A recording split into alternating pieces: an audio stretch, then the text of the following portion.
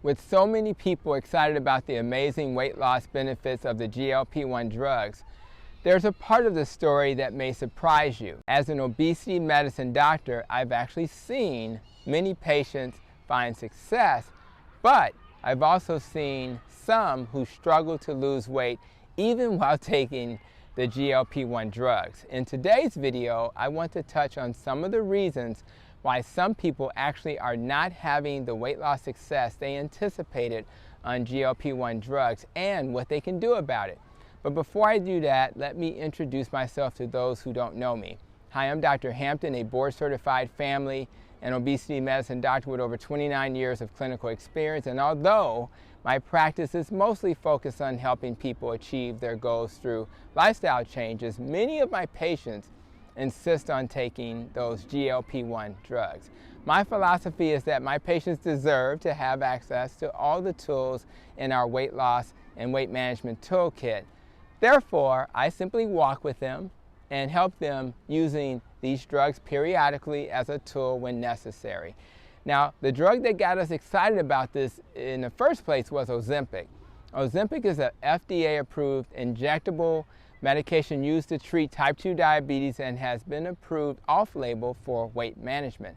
Later, a more potent version of Ozempic was branded as Wegovy, but focuses not on diabetes but weight loss.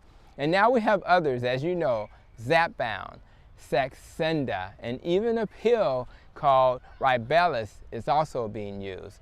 And there's many more to come. GLP-1 drugs have been shown to be effective in helping people lose weight. There are instances where individuals may not see the results they are expecting. Now, this could be due to many factors, guys, factors we will discuss in this video. So if you find yourself in a situation where you're not losing weight as quickly as anticipated on the GLP-1s, here are some of the common reasons and potential solutions to consider. Number one, not having access to the medication. This is literally the elephant in the room.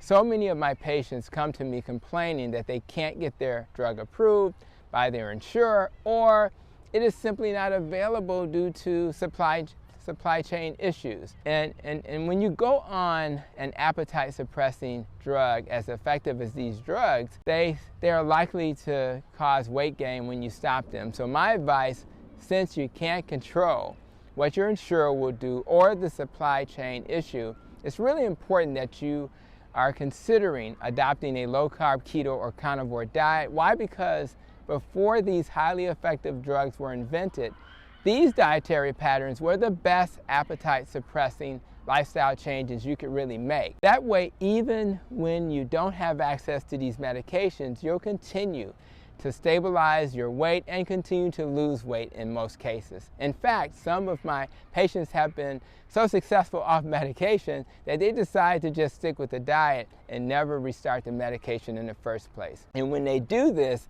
they have the added benefit of avoiding all the potential side effects that these medicines can have. I previously did an Ozempic update and warnings video that I'll share in the link to this video, and it talked about all the side effects you need to worry about. Number two, the right dosage, guys. These drugs are designed to have an increasing dose over time because the most effective weight loss dosage is usually much higher than the starting dose for most people.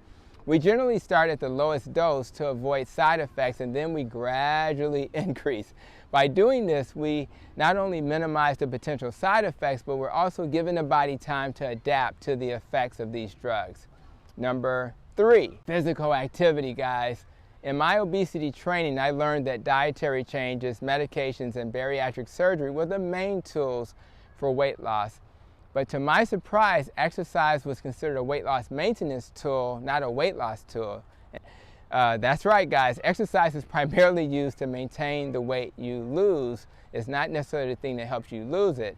In fact, I have examples of many patients who have lost over 100 pounds with zero exercise. The good news is that many of these patients can lose weight with weight exercise because they couldn't do it.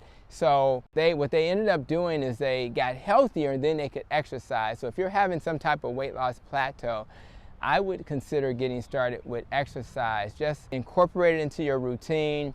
But when you do that, keep in mind that resistance training is probably the most effective way to lose weight as opposed to getting on the treadmill. Number 4, weight loss plateaus are not that uncommon. Weight loss plateaus are common on your weight loss journey, so don't be surprised if it happens. And there are various strategies to overcome those plateaus. For example, if you are on a low carb journey, going from a net carb to a total carbs approach is effective. Also, eliminating those highly processed keto foods is one strategy, because dirty keto, where you're eating a lot of processed keto foods, is the downfall of many of my patients, so I would avoid that as much as possible. And there are many examples, and I'll probably touch on other examples of why people plateau in a future video. Number 5, too much stress and not enough sleep. I created my NEST acronym for this reason. I found that not focusing on dietary changes was not enough for many patients. The S in the acronym reminds us to focus on stress reduction and improving our sleep, because without a focus in these areas, you may sabotage your weight loss journey. This is because stress and lack of sleep actually increase cortisol levels.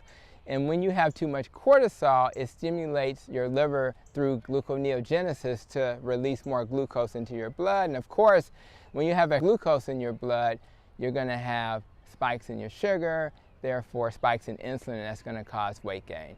Number 6, medications. There's some medications that actually can cause weight gain. They include the categories of beta blockers, antihistamines, antidepressants, steroids, and a list of others. So take the time to review your meds with your doctor. You can even look this stuff up yourself and try to wean off some of the medicines that are known to cause weight gain. Number 7, medical issues that you don't know about. Yes, this is somewhat obvious, but undiagnosed or untreated medical issues such as maybe a low thyroid, sleep apnea, or even eating disorders can actually interfere with weight loss efforts while you're taking a GLP-1 medication. So it's important to address these underlying medical conditions before starting your weight loss journey. Ask your doctor, could there be something else going on, guys? And number 8, insulin resistance. So with pre-existing metabolic diseases like diabetes may experience challenges in responding to GLP-1 medications for weight loss. Insulin resistance and weakened responses to GLP-1 can make it difficult to manage blood sugar levels and achieve weight loss goals. So if you're someone who has diabetes or insulin resistance and you've had it for many years, it may take you longer to respond to these medicines. The purpose of this video, guys, was to provide hope for those who decided to use these drugs and you're still struggling. As a physician, I found that my biggest job as a doctor is to be a problem solver. But if you're helping your doctor solve the problem, you'll probably find your solution much easier and much faster. So we have to work as a team. Rather, the problem is solved by taking you off medicines that are negatively affecting your weight, increasing the dose of the medicine, maybe diagnosing a health condition that you may not be aware of, or simply dealing with the supply chain issue. You want to work collaboratively with your doctor to be a problem solver. It may be exactly what will get you back on track. So remember, guys, a little patience, consistency. These are key things to help you on your weight loss journey. Make sure to discuss any challenges you're facing with your doctor. This is going to be essential to give you the best solution moving forward. And never, ever, ever forget that in order for you to achieve metabolic health, it's probably better to consider a low-carb, keto, or carnivore diet instead of relying on medicines with all the side effects that come with them. I really thank you guys for coming to this video and to my YouTube channel. Make sure to like, subscribe, and share. And until the next video from the Metabolic Health Doc, continue to be safe, be well, and continue to protect your nest.